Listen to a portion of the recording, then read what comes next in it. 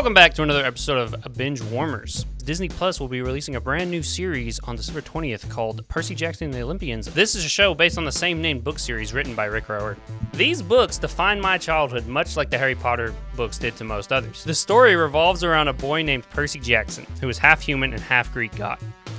He goes to a summer camp called Camp Half-Blood, where others like him learn about their heritage and go on quests in service to the gods.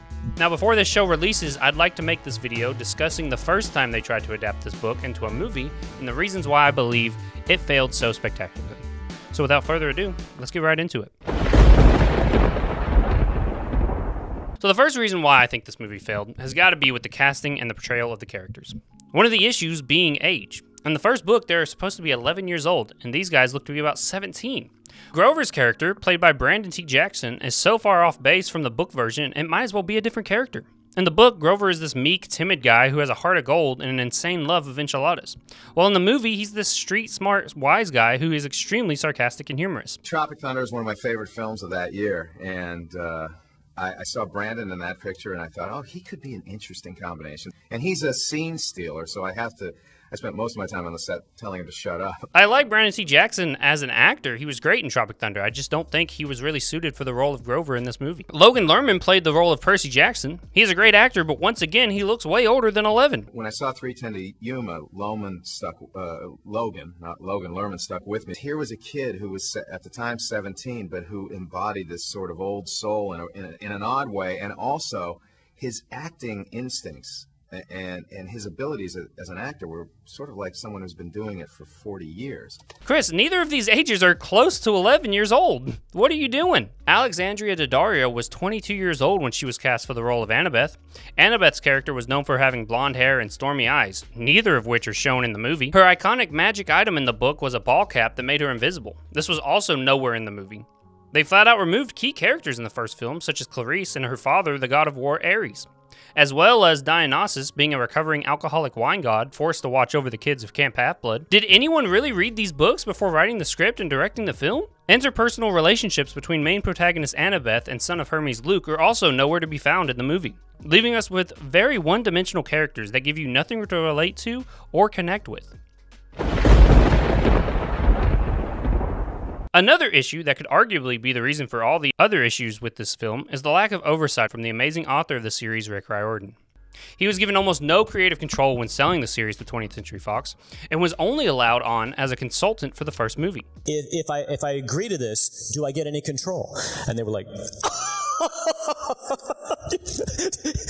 no. Chris Columbus was quoted saying he didn't want to have people compare this movie with movies such as Harry Potter, some of which he helped to create. For me, it was a matter of having obviously lived through the first 3 Harry Potter films. It was extremely important that we avoided any cinematic comparisons whatsoever.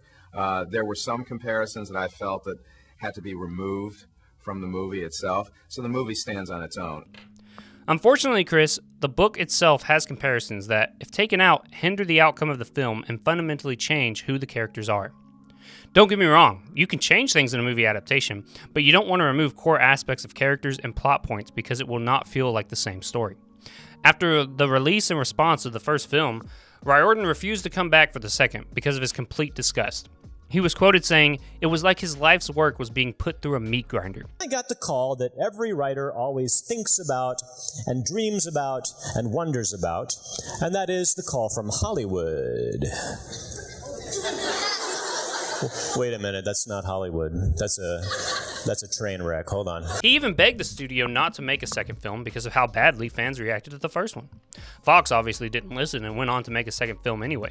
They tried to salvage the franchise by adding in characters they had left out in the first movie, but by that time it was too little, too late. Perhaps the most aggravating reason the movie failed to impress fans was the complete change in the plot the movie had compared to the book. In the first book, Zeus's lightning bolt was stolen, and Percy Jackson, the son of Poseidon, was blamed for the crime. In the book, the reason he was blamed was because he technically wasn't even allowed to exist due to the prohibition of the Big Three, that is, Zeus, Poseidon, and Hades, from having children. This was because a prophecy had been spoken detailing the destruction of the world on the day of their 16th birthday. His mother was kidnapped by Hades, and Zeus was threatening war with Poseidon if the bolt was not retrieved. Percy, Grover, and Annabeth were sent on a camp-approved quest to retrieve the bolt and return it to Zeus. In the movie, Percy and his friends sneak out of the camp to invade the underworld and rescue Percy's mom from Hades. There was no way out of the underworld, however, so the entire plot of the movie was to hunt down 3 pearls that, when crushed, would teleport them from the underworld back to Earth. The pearls in the book were just a gift from Percy's dad to be used in a time of need. They played far less of a role in the book compared to the movie. In the book, it was also revealed that Luke, son of Hermes, stole the lightning bolt for the Titan King Kronos, who was trying to come back to life and enslave the world. In the movie, Luke simply stole the bolt because he believed he could use it to overthrow the gods and create a new empire led by the demigods. Seriously, man? You think you can take on Zeus? More power to you if you think so. These overwhelming differences highlight the problem with the film as an adaptation of a book series. Genuinely, this is what I don't understand about book adaptations. The story is written for you. All you have to do is adapt it into a movie and write a script for it. The fans will be there and they will watch every second of it. Even if the story is not a one-to-one comparison, the movie could still feel like the source material. A good example of this is Invincible. The show and comic have differences, but at their core, they feel the same. The characters feel the same, their arcs feel the same, and even the tone is pretty much the same. Artistic liberties have been taken to adapt the comics for television, sure, but it works. The Transformers movies, however, are a good example of a bad adaptation. If you read the original comic run, or even watch the first cartoon series, you know they were way more mature and thoughtful than whatever Michael Bay was throwing up. Sure, those movies made plenty of money, but the characters and story do not feel like Transformers. The same thing could be said of the Percy Jackson movies. The stakes are automatically raised when children are involved, and it gives the work a sense of whimsy and imagination. The movies, however, feel like 3 adults are taking a road trip before college starts. It's completely different. It just feels like another generic studio slop. The Suits tried making a movie they thought would appeal to everyone, instead of adapting a work that already does appeal to everyone. The whole reason you adapt a book like this is because it's successful. Fans enjoy the vibe, and the vibe for this movie was definitely off. Percy Jackson had the potential to be the next blockbuster young adult franchise. The story they could have told on the big screen would have gone down as one of the greats beside other beloved series such as Harry Potter and The Hunger Games. Unfortunately, corporate oversight and mismanagement made sure that all it left behind was a bad taste in the fans' mouths as they walked out of the theater disappointed. But like I said, all is not lost. Percy Jackson is getting a TV show. They'll cover each book in a season, and it's being watched over extremely closely by Rick Riordan, and with a promising cast and the mouse's money behind it, hopefully fans will finally be able to see their hero on the silver screen and love every second of it. I know I have high hopes for it. So what do you guys think? Leave a comment down below. Tell me what you're most looking forward to about the new show. And maybe leave a comment also about what you were most disappointed about in the film. Don't forget to like, subscribe, hit that notification bell, and we'll see you guys in the next video.